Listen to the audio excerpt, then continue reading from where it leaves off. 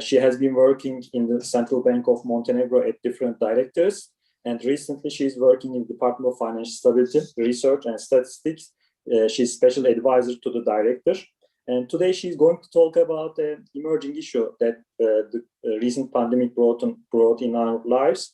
In many parts of the world, a lot of people start to use maybe more online than physical transactions. And she's going to talk about this dimension. The title of the talk is Cybersecurity and Financial Inclusion in the Light of COVID-19. Ms. VUCINIC, the floor is yours. Thank you. Thank you, Mahmoud. Thank you for introduction.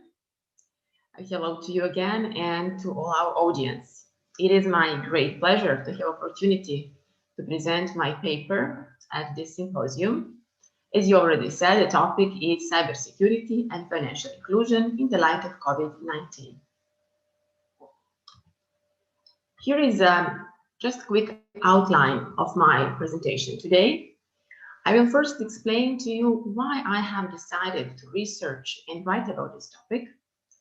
And we will provide some information about contribution of financial innovations to financial inclusion, cybersecurity as a great challenge for financial system around the world, potential of new technologies to advance cyber resilience, and about the importance of international cooperation in terms of cybersecurity and financial inclusion. At the end, I will briefly conclude. I would also like to mention that the views and opinions expressed in this article and this paper are those of author or myself and not necessarily reflect the official policy position of Central Bank. As I said, I will explain why I have decided to write about this topic. First, this COVID-19 pandemic has caused unprecedented crisis. It has taken millions of human lives globally. It has endangered economic and social aspects of life. Lockdowns and social distancing that are aimed at preventing virus transmissions have contributed to the increased demand for digital financial services and as a result contributed to the financial inclusion. COVID-19 pandemic has influenced digital advancements, but the risks are increasing as well.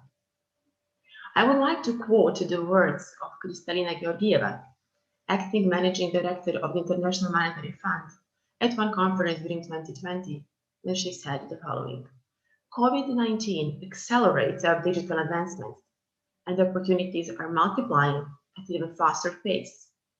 But so are the risks, and if we want to harness the great power of technology to lift people up, we need to deal effectively with the threats that can bring technology down and harm lives and livelihoods. I found this message really strong and with great points. Cyber attacks also could threaten financial stability and can ruin the trust in the financial markets. The importance of building a safe and secure financial system which supports financial inclusion and can resist cyber attacks is becoming bigger and bigger.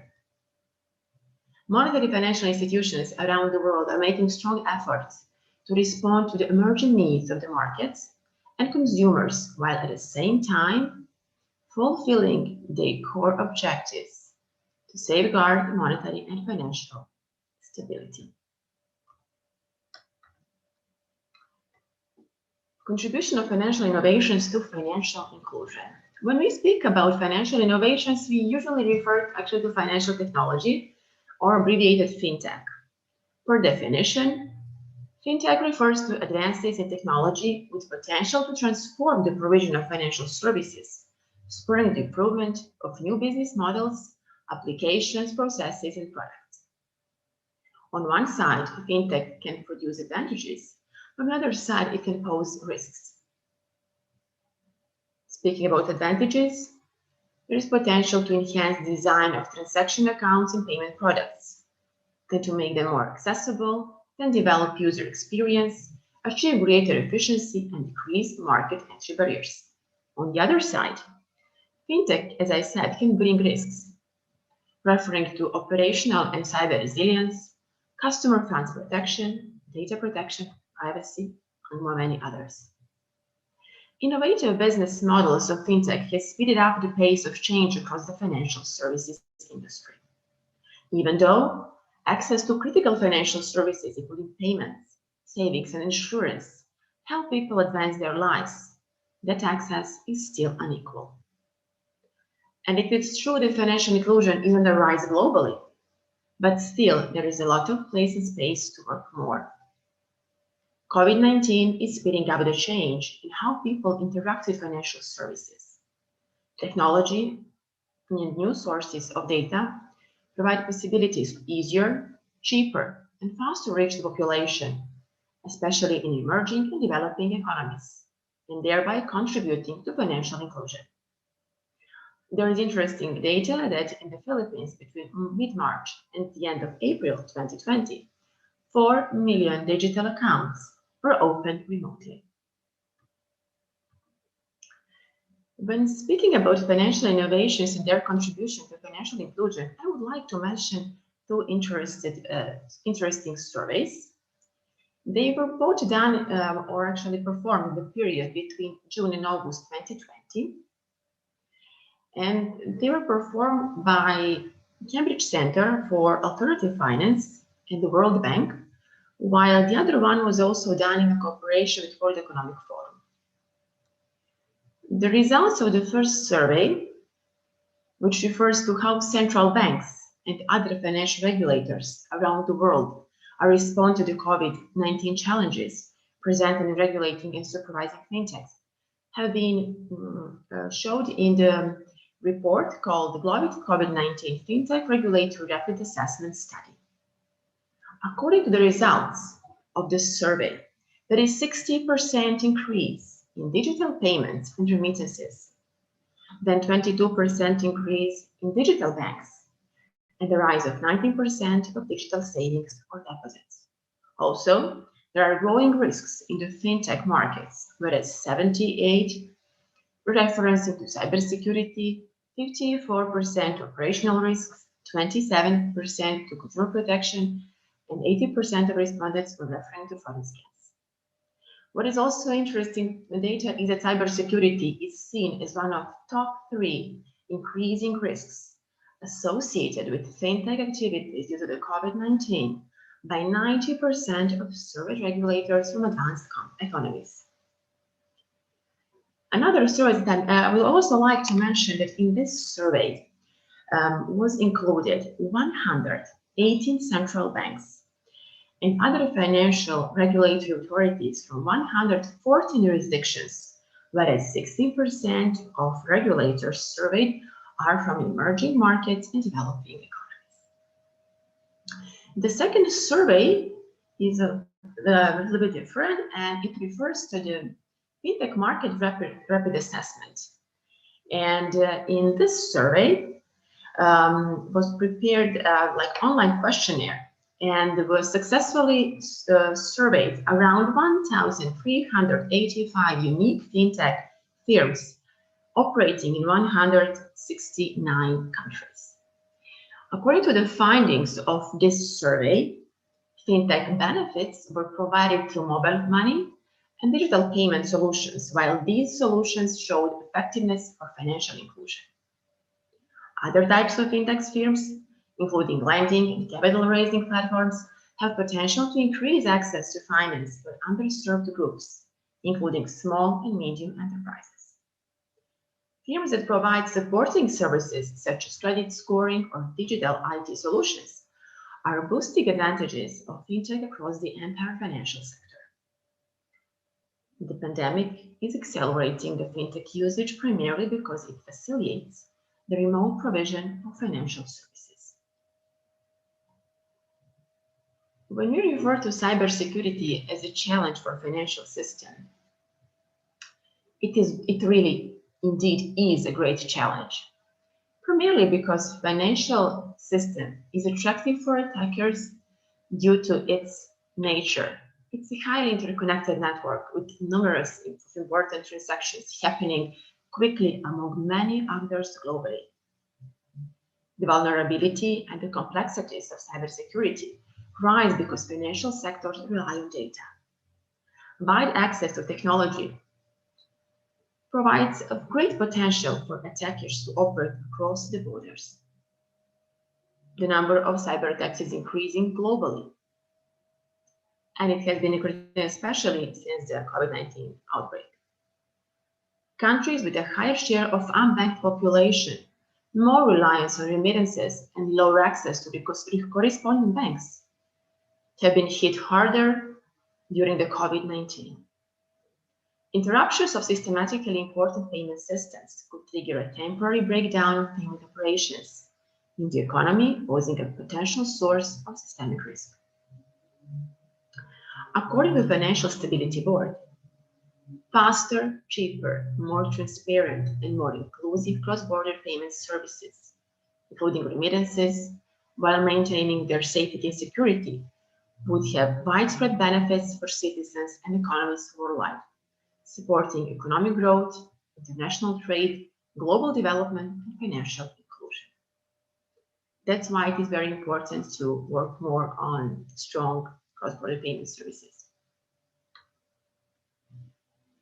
When speaking about challenging for financial system and cybersecurity, I have to mention the possible issuance or the issuance of central bank digital currency or CBDC. For the definition, according to BIS, or Bank for International Settlements, central bank digital currency is a digital payment instrument which is denominated in the national unit of account and presents direct liability of the central bank. It contributes to the financial inclusion, but also there is a question whether that would create additional pressures to financial stability. As objectives of many central banks haven't been changing for many years, the recent trends in digitalization of financial services have required central banks to innovate and develop in how they meet their objectives. Emergence of big tech companies that have started to develop and expand their services into the financial sector raise concerns to regulators and policymakers around the world. Development of central bank digital currencies and global stable currencies provided by private companies, although contributing to financial inclusion, could create additional incentives for risk-taking and decrease vulnerabilities because the easier access to foreign currency reduces transaction costs for taking speculative positions. The possible design of CBDC will be largely determined by the efficiency versus safety paradigm that shapes most central banks and regulator decisions. I would like to mention that so far the only big economy that has launched the central bank digital currency has been China with digital yuan. A couple of days ago, we also read the new information that the Bank of Russia is planning to launch the prototype of digital ruble by the end of 2021. But I would also like to quote here the words of Jerome Powell, chairman of Fed, who said at one conference during 2020, "It's more important for the United States to get it right than to be the first." Getting it right means we not only look at the potential benefits of CBDCs, but also the potential risks, and also recognize important trade-offs that have to be thought through carefully.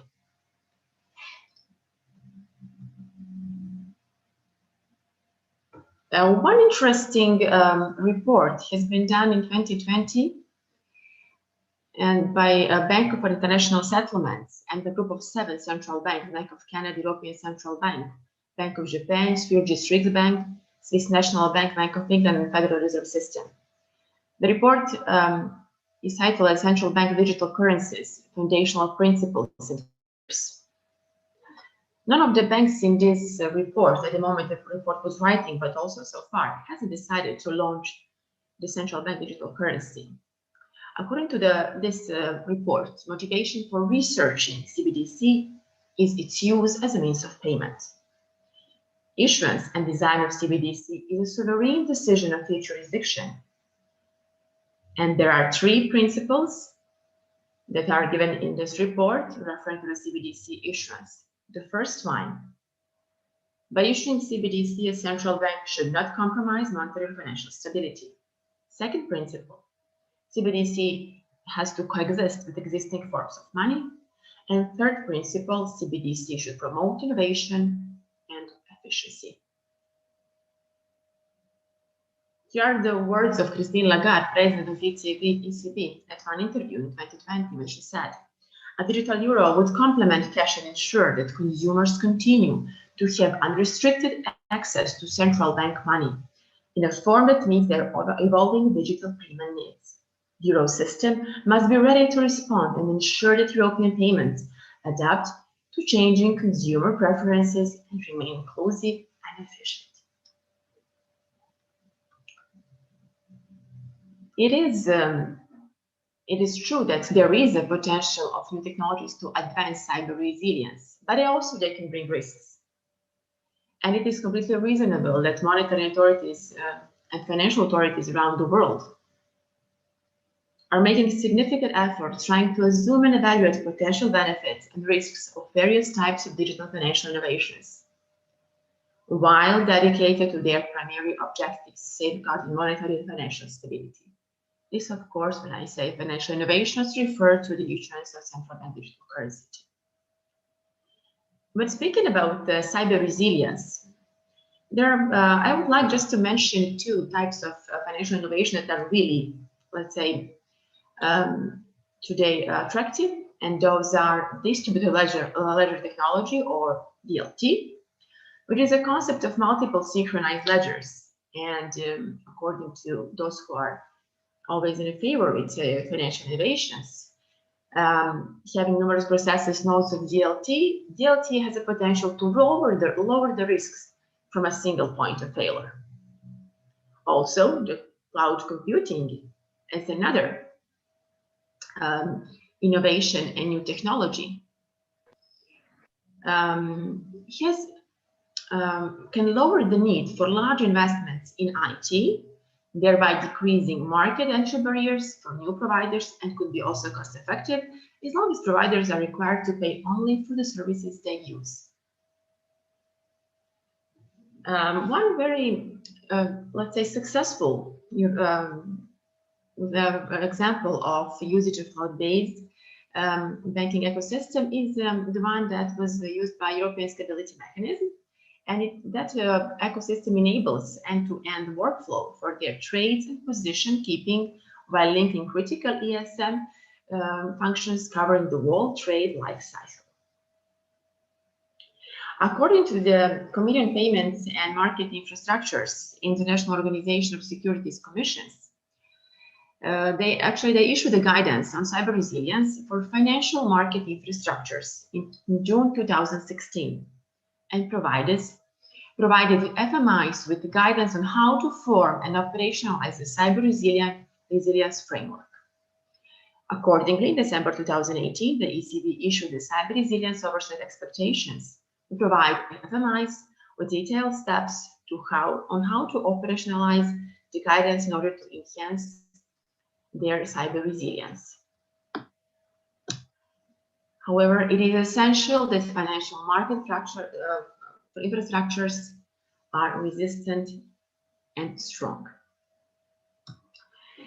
And what is definitely very important when you're speaking about financial innovations, about cybersecurity and financial inclusion, it is international cooperation. It is crucial for improving cybersecurity and also boosting financial inclusion. And as the more technologies develop, the more risks will arise too. Advancements in financial technology call for greater international and cross-sectoral coordination, especially in terms of cross-border and cross-currency nature of certain innovations. And to conclude, an unfortunate situation such as current COVID-19 pandemic pushed people to turn to the use of digital services, especially financial ones, which at the end contributed to financial inclusion. Use of digital financial services is increasing, while also the risks are rising. There are many advantages of implementing new technologies in providing financial services, but still monetary authorities and financial regulators will cautiously examine and consider the issuance of central bank digital currencies. Even though there is a lot of moves toward increasing financial inclusion, still there is a lot of space to act. And in the end, cybersecurity is a global problem, and therefore it requires international action. Here are listed references that I used while writing the paper, and thank you for your attention. Ms. VUCINIC, thank you very much for this overview of the recent developments in fintech, cybersecurity, and central bank digital currency. Thank you very much for detailed presentation. And if there is no more question from the floor, I would like to close this session with three central bankers, starting from green bonds and moving to COVID and risk management, and finally the cybersecurity side dimension of the COVID-19. Thank you very much to all our presenters and to listeners, and also Ms. Sema Hanım for organizing this symposium. Thank you. Thank you very much for the participation, Ms. VUCINIC. There is no any question.